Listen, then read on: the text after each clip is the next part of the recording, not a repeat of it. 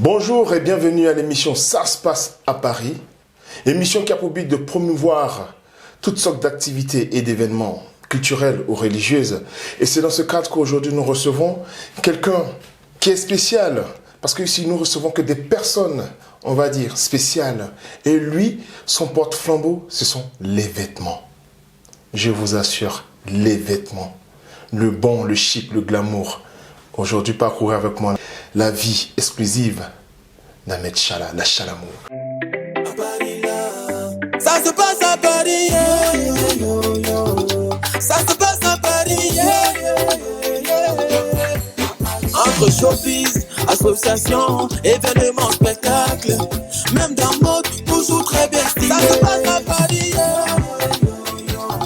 Ça se passe à Paris, yeah, yeah, yeah. Bonjour Ahmed Chala, la Chalamour. Bonjour Monsieur Didi Stone, bonjour. Waouh, quelle fraîcheur. Oh, merci. Toujours d'actualité. Merci. Toujours beau gosse. Merci. Ah, bon, pour ceux qui nous suivent, Ahmed Chala, c'est qui? Bon, par contre, moi je suis un Ivoirien, un jeune Africain qui réside entre la Côte d'Ivoire et la France. Mon nom à l'état civil c'est Ahmed Bakayoko. Pas Ahmed Bakayoko qu'on connaît. Bon, après, c'était mon cousin, parce qu'on venait du même village. D'accord. Notre père à son âme. Et sinon, je m'appelle Bakayoko Ahmed. Je suis de la région de la Côte d'Ivoire, du côté du nord. Je suis un jeune Ivoirien qui embrasse très vite le milieu du showbiz à l'âge de 19 ans. Et parce que, père à son âme, il y avait mon oncle qui m'avait donné une discothèque pour manager à l'époque, qu'on appelait le Magnum Discothèque à la rue Princesse. Donc c'est comme ça que j'embrasse le milieu du showbiz. Et en même temps, après, vous savez que le showbiz, être gérant des boîtes de nouveaux managers, c'est un pas pour aller vers la musique. Et puis, un matin, je me lance dans la musique, dans ce qu'on appelle le coupé décalé. De manager, ensuite, on va dire artiste, chanteur, acteur, et quoi encore? Et aujourd'hui, je rajoute une panoplie de connaissances à ce que je fais comme musique. Et j'ai pris une petite formation de 4 à 6 mois qui m'a pris beaucoup de temps, parce que quand on veut apprendre, il faut se former. Et je suis devenu coach vestimentaire et puis conseiller en image. On essaye d'aller de l'avant, parce que 2022, nous avons des bonnes choses avec Ahmed Chala, nous avons des bonnes nouvelles. Et puis en même temps, je me prépare aussi pour un album. Et pour 2022, là, je suis en préparation. Voilà, comme il a si bien dit, aujourd'hui nous sommes présents, c'est pour parler de chic, de glamour, de vêtements, d'images. Et aujourd'hui, il est conseiller vestimentaire en images. Et c'est pourquoi il est là ce soir pour nous parler de sa nouvelle activité qui est coach vestimentaire et coach et motivateur aussi. Et conseiller en image. Conseiller en image. Tout ça, c'est des thèmes. Hein. Bon, on va les développer, parce qu'il faut les développer, parce que le but de cette émission, c'est de promouvoir, c'est de parler, c'est de, on va dire quoi, de diffuser au maximum ce qu'on fait. D'accord. Voilà. Donc aujourd'hui, on va parler de coach. D'accord. Vestimentaire, de motivateur, de quoi encore? De conseiller en image. Conseiller en image. Donc on va aller thème par thème. Ouais. Voilà. On commence par quoi? Par quel thème? Après, cela dépend de vous, mais si vous me permettez de choisir sur quoi on peut commencer, moi j'ai voulu qu'on commence déjà sur mon côté qui m'a fait connaître de la musique. Donc c'est tout à votre honneur, hein. Voilà. Voilà. J'allais bien le dire. J'ai dit, mais Ahmed Chala que je connais aujourd'hui, je joue des timides façon, machin et tout, je comprends rien là. Voilà, alors que tu vas pas à pas et sur moi, c'est ça, hein? Non, mais après c'est pas ça. Lorsque on prend de l'âge, lorsque des choses changent, on a... Et chez nous, en fait, c'est que les gens oublient, en fait, quand on arrive à un certain âge, on commence à avoir 2 identités. On peut avoir l'identité où souvent on est chaud, souvent on est calme, parce que on veut transmettre un message, on veut transmettre des connaissances qu'on a appris, des valeurs qu'on a appris à une nouvelle génération. Donc, quand tu veux parler, il y a des manières de parler à des jeunes qui sont turbulents, et des manières de parler. Là, nous ne sommes pas dans une émission pas comme les autres. Chez Diddy Stone, moi, j'ai pas l'habitude de faire les émissions comme ça avec des gens. Si je me suis déplacé pour venir faire votre émission, c'est parce que je me dis, vous accordez beaucoup de respect aux artistes parce que vous-même, Merci. un artiste. Merci, ça se passe à Paris. Ça se passe à Paris. Donc, du coup, et quand je vois des gens qui font des interviews avec moi, qui remplissent les critères que je veux, par exemple, comme objet de vertu, ça me fait plaisir, ça me motive à vouloir parler avec vous. Donc voilà pourquoi je suis là. Franchement, ça m'envoie ravi. Hein, voilà. Regardez un peu voilà, comme on est bien mis, parce qu'aujourd'hui, on va parler du chic. Donc allons-y, comment vous avez fait pour venir à la musique jusqu'à aujourd'hui, on va dire l'homme à la mallette, un grand sapeur aujourd'hui, sapologue de son état. Il n'y en a pas deux en Côte d'Ivoire. Merci. Moi, en fait, quand je disais tout à l'heure que j'étais chargé de communication, que ce qu'aujourd'hui les gens ils vont l'habitude d'appeler manager, dans la boîte de mon oncle père, son âme Chao Maoul industriel, qui faisait partie des créateurs de la rue Princesse Abidjan. Donc à 18 ans, moi j'arrête l'école, je viens, tonton, moi je veux travailler dans ta boîte. Il me dit, mais tu vas faire quoi? Il dit, non, je vais être manager. Il dit, tu vas manager comment? J'ai dit, non, tonton, laisse-moi accueillir des gens à la porte pour leur dire que ici c'est la place, ici c'est comme ça.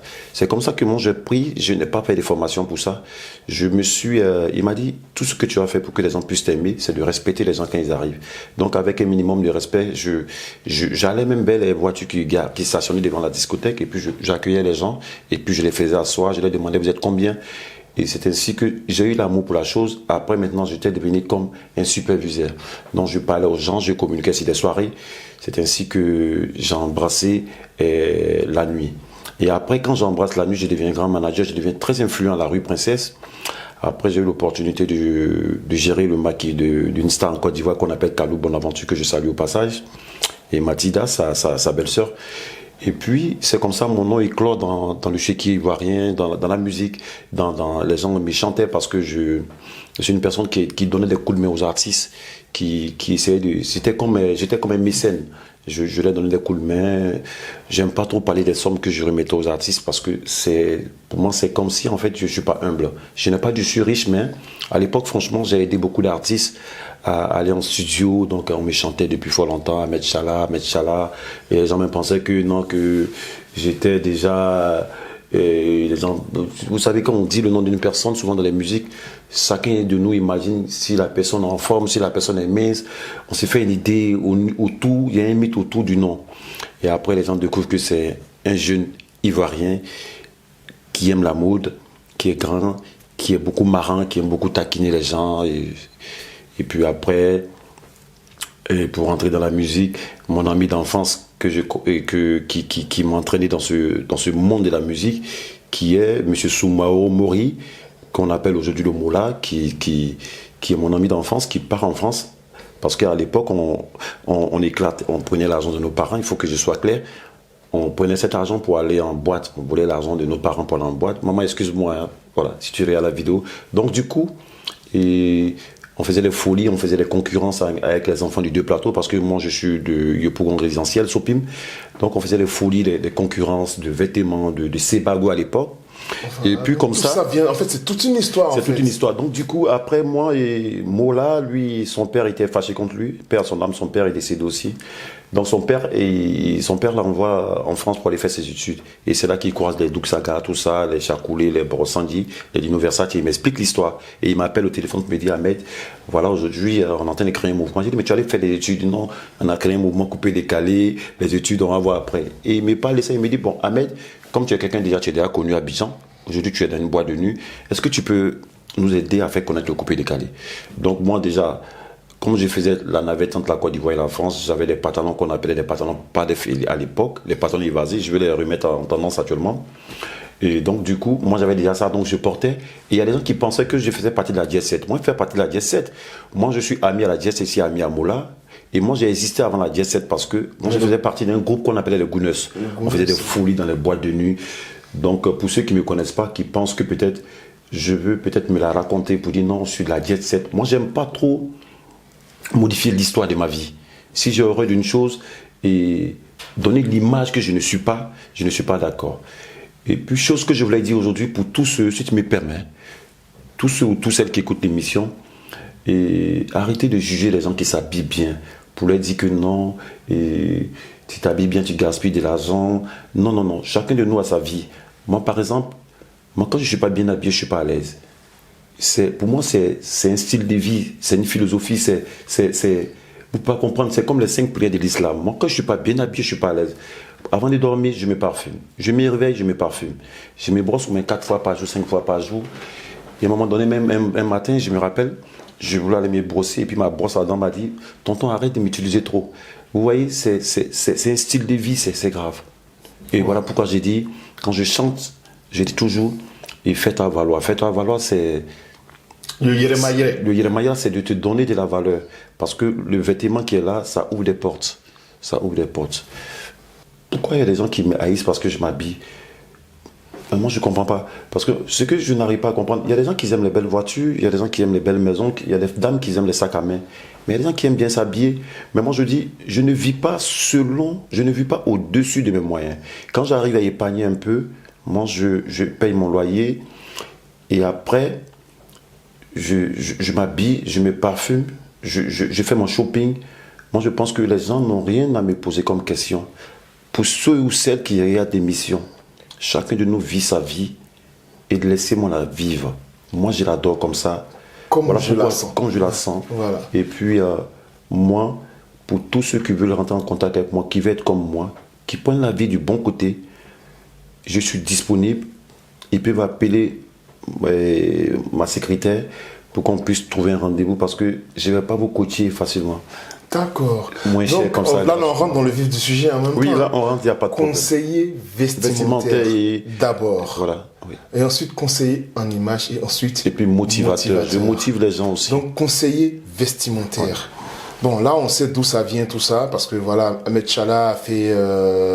il a un vrai parcours, on va dire, de la nuit acteur à artiste-chanteur aujourd'hui. Et on a toujours su que pendant tout ce tremplin-là, Ahmed Challa aimait toujours les vêtements. Ouais. C'est-à-dire que quoi? Quand il partait voir son oncle, il aimait les vêtements. Quand il a commencé à rentrer dans le coupé décalé, il aimait les vêtements. Et aujourd'hui, il est dans le coupé décalé, c'est une référence et il aime toujours les vêtements. D'où vient l'inspiration? Conseiller vestimentaire en image et aussi motivateur. D'où vient cette inspiration? C'est-à-dire qu'on s'assoit chez lui et puis à partir d'aujourd'hui, je suis conseiller. Non, et elle n'est pas venue l'inspiration ne vient pas du ciel. Hein. Ça, en fait, depuis très jeune, j'ai toujours rêvé d'ajouter ma pierre à l'édifice. C'est-à-dire que de donner des coups de main à des gens. Parce que moi, c'est un grand frère qui m'a mis dans la mode. C'était mon oncle, en fait, qui était le petit frère de ma mère qui est décédé, qu'on appelait Gininger, connaît le Seni. À l'époque, il portait des chaussures qu'on appelait des Weston. Donc, à chaque fois qu'il les portait, il disait Chalamato. Lui, il appelait ses Diem Weston Chalamato. Donc, c'est lui qui m'a... C'est à cause de lui, comment j'ai payé ma première Weston quand j'avais 23 ans, je me rappelle, que j'ai commencé à dire Chalamato. Donc, ça fait que le virus de la mode m'a touché. Donc c'est là que vient le nom Chala. C'est là qui vient le nom, c'est là qui vient le surnom Chala. Donc, moi, on m'appelait Chalamato à l'époque. Et puis, il y a des filles qui ont commencé à dire non, moi, je préfère t'appeler Chala. Donc, il y a des gens qui m'appellent Chalamato. Ceux qui me connaissent bien, ils aiment bien m'appeler Chalamato. Mais Chalamato, j'aime pas un peu parce que ça fait un peu trop caïd, trop truc. Bon, après, moi, je préfère Chala, ça fait mignon, ça fait chic. Mais après, je me rappelle un jour, j'étais dans un magasin de Libanais, je dois aller acheter un matelas pour offrir à quelqu'un et puis le Libanais me dit, mais Chalamato, tu sais ce que ça veut dire? Chez nous, les Libanais, ça veut dire prostituée. J'ai dit, après, chaque nom signifie quelque chose dans un autre pays. Oui, moi, je sais que je ne fais pas de la prostitution. Il m'a dit, mais franchement, tu es très élégant. Pourtant, je suis venu pour acheter un matelas. Tout à fait, d'accord. Mais qu'est-ce que je voulais dire? Ça me donne une idée, une question que je vais poser juste avant qu'on ait continué. D'accord. C'est-à-dire que quoi? Tout ça rime à quoi? Demain, une marque de vêtements qu'on appelle Chalama, bien sûr. J'avais sorti une marque de vêtements à l'époque qu'on appelait les 28 boutons et demi, où c'était des boutons qui étaient sur la chemise. Et je l'avais sorti, mais elle a manqué de communication. Donc après, j'ai laissé ça tomber. Mais là, maintenant, on va pas sortir les marques, mais on va plutôt ouvrir un magasin à Abidjan de vêtements, des vêtements chics, et puis des vêtements que tout le monde peut acheter. Parce qu'il y a des gens, si tu me le permets, il y a des personnes en fait qui pensent que tout ce que je porte, c'est de la valeur. Non. Souvent, je porte des trucs qui ne coûtent même pas 10 €. Souvent, je les porte, mais je les mets en valeur parce que ce que je voulais dire aux gens qui me suivent, qui me regardent souvent dans les discothèques ou qui me voient, qui arrivent à me voir sur les réseaux, et ne pensez pas un instant que tout ce que je porte c'est cher. Je porte des trucs moins chers. La première leçon pour être bien habillé, ce que vous devez retenir, c'est la confiance en soi-même. Ah, et là, il est dans le coaching. Il est dans le coaching. Là. On va en venir, hein. Il est dans le coaching. C'est ce que je veux dire. D'abord, on était sur le truc, d'où vient l'idée mère de dire, ben voilà, aujourd'hui, je deviens conseiller. Oui, mais justement, voilà. justement. On va en venir tout à l'heure. Justement, l'idée vient comment? Parce que je suis en boîte, on me prend des photos. Je vais à mon travail, on me prend des photos. Partout où je suis, on me reconnaît. Ah, monsieur, vous êtes bien habillé. Mais à un moment donné, tu te dis, mais attends, mais pourquoi est-ce que ne pas la mettre en pratique pour aider des gens à bien s'habiller, qui n'ont pas confiance en eux? Parce que à la base, quelqu'un qui prend des risques vestimentaires comme moi, c'est parce que j'ai confiance en moi. Donc, je veux donner de la confiance aux gens. Donc, à un moment donné, je dis, mais attends, est-ce que je vais pas faire de ça une profession pour que je sois plus professionnel? Donc, à Paris, je paye des cours. Et je suis formé en 3 mois, 4 mois, je retiens les bases des codes, des couleurs. Il faut les mettre, il y a des couleurs qu'on ne peut pas mettre dans la journée, il y a des matières qu'il ne faut pas mettre dans la nuit. Donc, et puis, c'est comme ça est venue l'inspiration. Voilà, donc, aujourd'hui, notre Ahmed Chala Chalamou, coach vestimentaire, conseiller en image et motivateur. D'accord, et comment ça se passe vos prestations en coach, on va dire vestimentaire d'abord. On va parler du thème vestimentaire. D'accord. Voilà, coach vestimentaire. D'accord. Après, on va partir en image et ensuite motivateur. D'accord. Voilà, expliquez-nous un peu. Si quelqu'un vous appelle, je veux être coaché de manière, je vais employer quel thème? De manière vestimentaire. D'accord. Voilà. Si quelqu'un vous appelle. Ou de manière chic. Voilà. Bon, moi je pense que. Voilà. Qu'est-ce que vous lui dites quand il vous appelle ou quand il vous donne rendez-vous? Qu'est-ce que vous dites? Non, lorsqu'il me donne rendez-vous, moi, on ne parle pas à moi directement. On passe par mon service. Et quand mon service, on discute le prix. Parce que c'est des prix, en fait. Je fais ça à 250 €. Nous allons venir au prix, mais voilà. Expliquez, détaillez d'abord. Non, si quelqu'un m'appelle directement, voilà, dire, il va passer par la secrétaire. D'accord. Ensuite, quand la secrétaire vient à vous, et le premier contact avec la personne, qu'est-ce qui se passe? Le premier contact, je dis à la personne, ayez confiance en vous. D'accord. Même d'abord. Supposons, moi, je viens, je dis, je veux que vous me conseillez, toujours dans le thème vestimentaire, je veux que vous me conseillez. D'accord. Qu'est-ce que vous me dites? Je dis, Ahmed Chala, oui. Je vous vois vous habiller bien, vous êtes élégant et tout, je veux être comme vous, je veux vous ressembler. Qu'est-ce que vous me donnez comme conseil? Qu'est-ce que vous me posez comme question? La première chose que je vous dis, c'est même pas une question. J'ai dit, faites-vous confiance. Et est-ce que vous avez des photos? Les photos les plus récentes, moins de 3 mois. Vous allez me les donner et puis je vais regarder comment vous vous habillez à l'époque. Comment vous êtes déjà. Et puis, je vais vous montrer certaines de mes photos. Et puis, vous allez voir. Et puis, vous allez dire, j'aimerais avoir cette tendance. Je veux m'habiller comme ça. Je veux m'habiller comme ça ou pas. Et puis, vous allez faire votre choix. Et puis, on va discuter. Et puis... En discutant par rapport à votre morphologie, moi aussi je vais vous faire une proposition. Pas parce que je suis coach vestimentaire que je vais changer tout d'un coup votre manière de vous vertir à l'époque.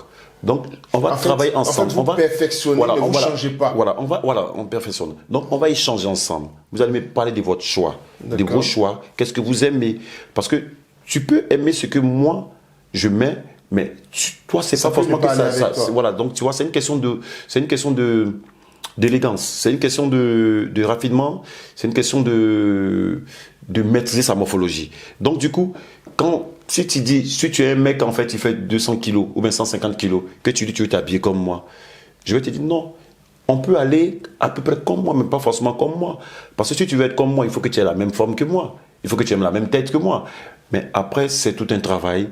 C'est tout un travail de coaching, c'est des fréquentations. Aussi souvent des mariés aussi. Bien sûr. Eux aussi, ils ont énormément de problèmes. Bien sûr. Et là, j'ai pensé aussi à un couple, par exemple, qui veut se marier, qui ont des difficultés à faire le choix de la robe de mariage, qui ont des difficultés à faire le choix de la robe du marié, du smoking. Du marié. Et Et ça, on peut se croiser, on se donne rendez-vous. L'agencement de couleurs, c'est des thèmes de mariage. Et moi, je peux accompagner cette personne avec des magasins. On peut aller dans les magasins avec qui je travaille. On fait ensemble, on fait son choix ensemble.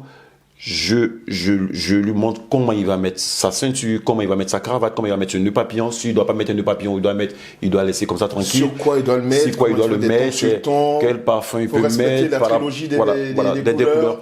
Et quel parfum il peut mettre, parce que si on est en hiver, il faut mettre un parfum un peu plus doux. Si on est en été, ça dépend. Donc, tout ça, ça se travaille, on va faire comme si on était un dialogue, on va dialoguer. Parce que faudrait pas que je coach quelqu'un et que je l'habille, je le motive à être habillé, et puis la personne a porté le vêtement, il n'est pas à l'aise.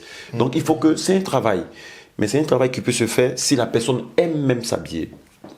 D'accord. Et quelqu'un qui n'aime pas s'habiller, vous pouvez le motiver à pouvoir s'habiller? Je peux le motiver, mais après, tout est une question de vouloir. Vouloir, c'est pouvoir. Voilà, ok. Et qu'est-ce que je voulais dire? Là, c'était le volet vestimentaire. Et si je viens vous voir et je vous dis, je vais être conseiller en image. D'accord. Voilà, par exemple, je viens, c'est un truc, je vais dire tout foufou là. Je suis un député où je suis le maire, je suis en campagne aujourd'hui et vraiment je peine à savoir m'habiller et tout, travailler mon image. Je viens vous voir, qu'est-ce que vous me dites? Bon, si c'est pour quelqu'un qui veut, qui a besoin d'un coaching par rapport à son image, oui. D'abord je lui dis, il y a une posture. Lorsqu'on part d'un coin et lorsqu'on est dans des endroits, il y a des endroits où on ne doit pas faire des photos. Il y a des endroits où on peut faire des photos. Ça dépend aussi, si vous êtes un homme politique, vous pouvez faire des photos partout. Vous pouvez faire des photos dans les bidonvilles, pour dire aux gens qu'on peut quitter de là pour être au sommet. Si vous êtes dans un bureau, il y a une manière de se tenir, il y a la manière, la posture. Ce que les gens ne savent pas, c'est que quand je parle de conseiller d'image, je parle aussi de comment aussi les gens ne savent pas qu'il y a la démarche de la paire de baskets. Il y a la démarche lorsqu'on en soulier. Donc tout ça, c'est l'image, ça travaille. C'est bon. Là, je suis en train de coaching directement, gratuitement. Ça, tu vas me payer. Hein, non, c'est même pas une question. En fait, non, mais là, pour tous ceux qui nous regardent. Là, il exagère. Là. Les gars, profitez, hein, parce que là, il me fait sortir. Pour tous ceux qui nous regardent, je vous assure, ce qu'il est en train de dire, c'est important. Ça va motiver des personnes à vous appeler. C'est ça le but de notre émission. Non, mais je voilà. Et moi, si je viens vous voir, Ahmed Chala, motivez-moi. Moi, je suis découragé, j'aime plus les vêtements ou je sais pas quoi faire, comment faire, parce que voilà, mon épouse me dit je m'habille pas bien, j'ai besoin d'être motivé vraiment pour être toujours chic et bien. Qu'est-ce que vous me dites? Parce que souvent c'est ça, hein. Moi je dis souvent, je donne aussi des trucs qu'on voit sur les réseaux sociaux, hein. Il y a par exemple on voit des trucs qui disent voilà, depuis qu'on s'est marié, je vois la femme qui se délaisse, elle ne s'habille plus, elle dans son truc, elle est d'une manière et tout. Souvent c'est vice versa pour l'homme aussi, hein. Souvent on te dit quand on s'est marié là, il n'avait pas ce gros ventre là, il n'était pas comme ça. Quelle motivation tu peux donner à ces personnes là? Non, mais c'est une question d'amour. C'est une question d'amour parce que moi, je pense que quelqu'un qui aime les vêtements, c'est quelqu'un déjà qui s'aime d'abord. Bon, attends, on va aller plus court. En fait, par exemple, une fille... J'ai bien compris ce que tu... Voilà, j'ai bien compris. Non, je vais changer. En fait, ce que j'ai dit tout à l'heure, oui, c'est bien beau. Mais par exemple, une dame vient te voir pour te dire, je veux que tu motives mon mec parce qu'il a changé, il s'habille plus. D'accord, mais ça c'est pas un problème, Parce qu'il y a la technique d'approche, il y a tout ça. Bon, si elle me donne l'opportunité de rendre visite à son mari, et tout ça, ça va être facile aussi. Si elle me donne l'opportunité de rendre visite à son mari, on aura l'occasion d'échanger, on va aller boire un verre, et je ferai tout pour mettre des trucs qu'il n'a jamais vus, des belles couleurs. Exemple comme ça, ce rose, c'est un rose bonbon. On n'arrive pas à trouver. C'est des pièces, comme le disent très souvent mes confrères congolais. C'est des pièces, c'est des couleurs qui, on peut les mettre à n'importe quelle heure, ça plaît. Parce que c'est des couleurs pascales. Pour ceux qui ne savent pas, les couleurs pascales, c'est quoi? C'est des couleurs qu'on peut porter à toute heure, qui sont beaux à voir. Voilà. Bref, information inutile, mais ça compte. Du coup, je lui dirais, mon frère, tu sais que tu risques de perdre ta femme. Parce que ta femme t'a connu en tant que quelqu'un qui aime bien se vertu. Mais pourquoi aujourd'hui tu es en train de te laisser, elle est en train de dire que tu es en train de te laisser comme ça, et tu sais qu'elle t'a plus kiffé parce que tu étais quelqu'un, tu aimais t'habiller.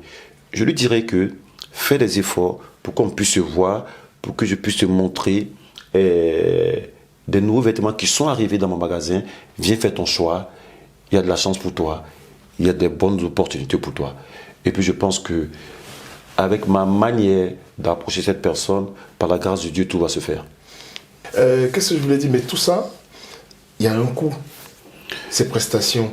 Bien sûr, bien sûr. Voilà, il y a un coût. Et je crois qu'il y a des tarifs. Nous avons échangé, on va dire, bien avant cette émission. Je pense que vous m'avez donné un peu des trucs. Oui, les différents tarifs. Les différents tarifs. Qu'est-ce que je voulais dire encore? C'est que parmi ces tarifs-là, j'ai pu entendre des prestations de shopping, des prestations, on va dire, entretien téléphonique ouais. Et tout ça. Voilà, expliquez-nous un peu, quoi. Non, parce qu'en fait, mes prestations sont aussi deux volets. Il y a la prestation téléphonique, où vous m'appelez, où vous parlez à la secrétaire, lorsque vous faites le virement, ou vous faites les démarches pour que je puisse percevoir l'argent. C'est-à-dire on paye avant? On paye avant. Et je peux vous dire, ça dépend. Le si coaching, la personne n'est pas satisfaite? Si la personne... Non, mais c'est 80% des gens seront satisfaits. Parce que je sais de quoi je parle, je maîtrise mon sujet, je maîtrise mon domaine. Et quand vous me regardez parler, est-ce que je ne ressens pas quelqu'un qui a confiance en lui? Donc je pense que la première base, quand j'ai confiance en moi, l'aura que je dégage, la personne aussi va surtout aimer. Parce que tu ne peux pas venir devant moi, me parler d'amour, de vêtements, que après tu vas dire non, que je ne suis pas convaincu. Si tu n'es pas convaincu, ça m'étonnerait. C'est vrai qu'après, il y a des brebis galeuses dans toutes choses, dans toute activité. Il y a des gens qui vont chez les médecins et puis disent que le médecin, le dentiste, lui, il ne vaut rien, mais lui, il est plus fort. Ça arrive. Ça, je ne dis pas que je ferai 10 à chaque fois. Mais après, il sait que la majorité va emporter. Donc, du coup, ce que je voulais dire, c'est que si quelqu'un m'approche, je lui dirais que il faut que on essaye de te donner ce qu'on appelle les détails vestimentaires. Parce que le vrai problème... Les tarifs. Les tarifs, c'est... Prestations shopping. Les prestations shopping. Prestations téléphoniques, c'est 150 €. Maintenant, prestation... prestation non, parce que je parle avec vous. Ok, allez-y. Moi, non, tout à l'heure, vous aurez la parole pour vous adresser à notre public. Non, je suis captivé par ta belle caméra. C'est pas les caméras que j'ai l'habitude de voir. C'est de la marque. J'aime bien tout ce qui est marque, parce que tout ce qui est marque, très souvent, est très bien fait. Voilà. Donc, du coup... Prestation téléphonique, c'est 150 €. Tout à fait. Ou je te coach à distance. Je t'envoie des photos par WhatsApp. Des exemples, et puis je te parle. Maintenant, après, j'ai les prestations où c'est 250 €, où la personne se déplace, on se donne rendez-vous, je lui montre les magasins avec qui je travaille, on va acheter ses vêtements, s'il veut, on l'accompagne avec sa femme, tout ça, je les aide à faire le choix. Maintenant, s'ils veulent encore que le jour du mariage, je dois faire une prestation artistique, ça aussi, il y a de l'argent pour ça. Bon, mais caché, ça n'a rien à voir, 250 €. Je monte entre 2000 et 3000 € pour une prestation. Donc, là, c'est du balèze pour ceux qui ont de l'argent. Ça, c'est ça. Ça, c'est voilà. Sinon, les prestations de coaching, c'est de 250 € à 150 €. Où j'accompagne la personne, on peut se donner rendez-vous. Pour l'instant. Pour l'instant. Voilà. Vous êtes en promotion. Voilà, en promotion. Ça, c'est les prix promotionnels. Après, on peut se donner rendez-vous, par exemple, à l'avenue Montaigne ou à François 1er. Il y a plein de magasins. Est-ce que vous avez des réductions là-bas, vous? Bien sûr, j'ai des collaborateurs. Lorsqu'on est en train de faire des démarches comme ça, qu'on est en train de faire connaître un mouvement, et on est en train d'apporter quelque chose, on a ce qu'on appelle des attaches. Donc aujourd'hui, on a des attaches un peu dans le milieu qui ont des costumes au niveau de Paris ici, avec qui on peut parler, et puis au niveau des robes de mariée, tout ça. Voilà. Ah, tout à fait. Comme vous l'avez constaté, nous sommes au thème de notre émission. Je vais le dire parce que M. Ahmed Chala, que nous recevons aujourd'hui, a vraiment détaillé sur pourquoi il est là. Coach vestimentaire en images et motivateur. C'est pour cela que je vais lui donner la parole pour son mot de fin. Merci d'abord Didi Stone et de m'avoir permis de passer à ton émission. Ce fut un grand plaisir de participer à cette émission. Et ce que j'aimerais dire aux gens, avant de terminer cette émission, le vêtement dégage de bonne humeur. Je vais vous raconter une petite anecdote avant de terminer. J'avais perdu ma carte vitale ici à Paris, et puis j'avais du mal à faire les démarches sur Internet pour la retrouver, pour essayer de commander une autre carte. Et puis j'arrive à la sécurité sociale, je croise le vigile, dit bonjour monsieur, excusez, j'ai un problème, je viens de perdre ma carte vitale, je me suis fait piquer mon portefeuille à Châtelet. Donc le mec me dit, oh, c'est dommage, mais c'est pas grave, mais il faut faire les démarches, tu auras ça dans un mois, si Internet, non. Donc je dis au mec, ah mais j'ai du mal à faire des trucs comme ça, si Internet, moi ça me fatigue. Il me dit, voilà le papier, faites ça, monsieur, c'est ça, c'est ce que tout le monde fait. J'ai dit, ok, pas de problème. Donc je prends mon véhicule, je démarre. Et je prends le papier qu'il m'a donné, le formulaire, je ne remplis même pas. 3 jours après, je suis là, j'ai dit, bah, attends, mais il faut que j'aille ma carte vitale. Si je tombe malade, je fais comment par rapport à la sécurité sociale, tout ça, par rapport à mon assurance, tout ça. Donc je me lave. 3 jours après, je me lave. Je mets un beau mocassin, non, je mets une paraboute. Je mets un bon petit pantalon en velours, rouge bordeaux. Je mets un manteau en velours.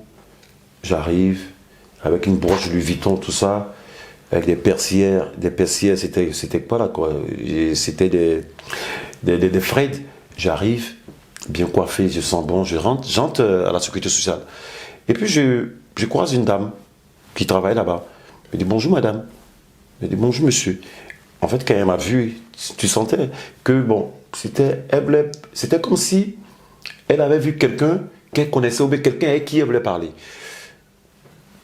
Je dis, monsieur, bonjour, oui, je vous écoute. Il dit, madame, excusez-moi, j'ai du mal en fait à aller sur le compte Amélie pour commander ma carte. Elle me dit,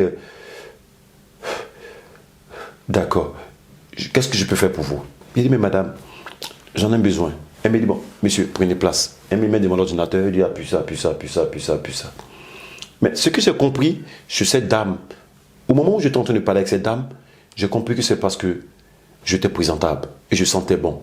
Et j'étais bien habillé. Et il y a sa collègue qui était de l'autre côté, sur la machine, qui me regardait à distance. Et puis, elle a dit, quand j'ai fini, la dame m'a dit de m'arrêter pour me prendre une photo avec mon téléphone pour que ça parte sur le compte Amélie.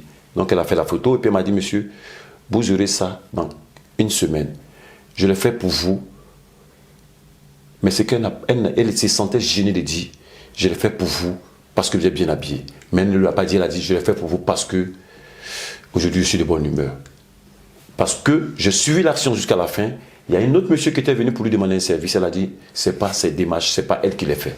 J'ai compris qu'en fait, le vêtement peut nous ouvrir des portes. S'habiller, c'est dégager des bonnes zones. Les gens pensent que tous ceux qui s'habillent sont des inconscients. C'est vrai que en fait, c'est l'image qui a été très mal véhiculée. Parce que les gens disaient que, il y a des gens qui payent les habits chers, qui n'arrivent pas à payer les loyers, il y a des gens qui payent les habits chers, qui sont à pied. Moi, je ne suis pas pareil. Moi, je ne le fais pas. Moi, je suis bien organisé. J'ai mes investissements, j'investis, je m'habille, je suis toujours propre. C'est ma vie, je m'être toujours présentable. Donc, ce que j'aimerais rajouter à la fin de ce que je suis en train de dire, c'est que abonnez-vous à ma page. Artiste coach vestimentaire. Allez sur Facebook, artiste coach vestimentaire. Vous allez voir la photo de mon espace. Je suis en manteau marron. Ahmed Chala, vous allez voir artiste coach vestimentaire. Et puis, je ne vous ai même pas présenté ma mallette. Elle est là. Voilà. Ça, c'est mon bébé. C'est ma première fille. C'est elle qui va drainer du monde bientôt dans le coupé décalé. Les amis, dans la vie, faites-vous valoir, donnez-vous de la valeur. Tant que tu ne te donnes pas de la valeur, personne ne va te respecter dans la vie. Article premier du code vestimentaire. Confiance en vous aussi. Merci. Merci Ahmed Chala. Comme on le dit, montre-moi ta garde-robe et je te dirai qui tu es. Vous avez tous vu ce qui vient de se passer. Et je pense qu'il n'a pas donné de numéro de téléphone, mais c'est fait sciemment parce que en ce moment, il est tellement inondé d'appels qu'il va prendre, je crois, un autre numéro professionnel qui sera indiqué. Ne soyez-en sûrs, ça sera vraiment indiqué. Voilà, tout se passe à Paris. Et l'émission, c'est Ça se passe à Paris, avec le Didi Stone que je suis. À cause d'Ahmed Chala, regardez un peu comment je me suis mis. Merci, ça fait valoir. Ça fait plaisir. Ce sont ses thèmes à lui. Je vous dis quoi? Merci et suivez tous Ça se passe à Paris. Ça se passe à Paris.